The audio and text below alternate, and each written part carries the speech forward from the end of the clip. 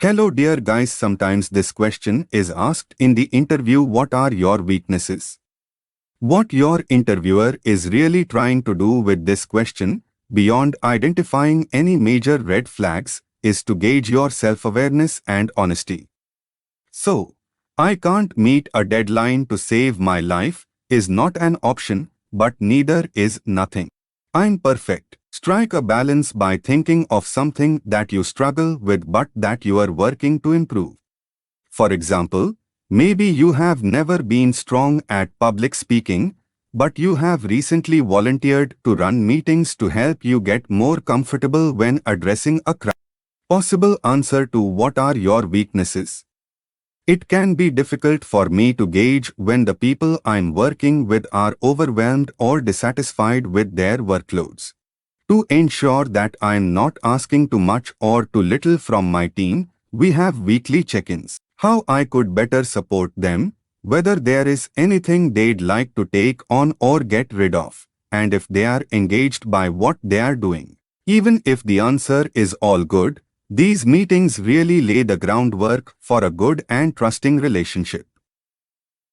More example: you might be a perfectionist, but your interviewer has heard this answer a billion times, and from plenty of people who aren't actually perfectionists, I might add.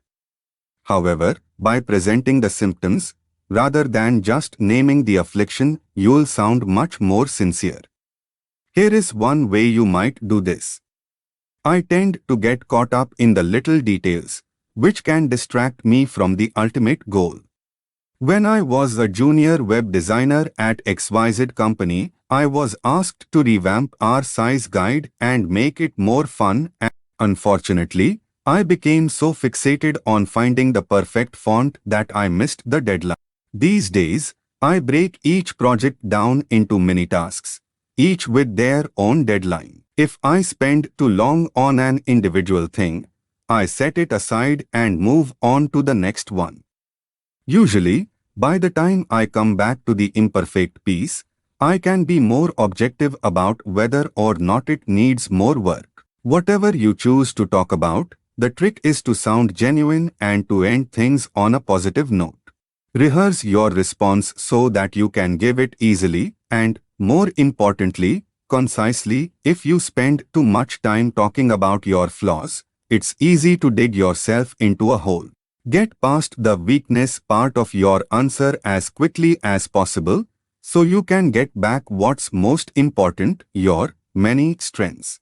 Okay dear guys, see you in the next video. Till then, bye bye. Thanks for watching.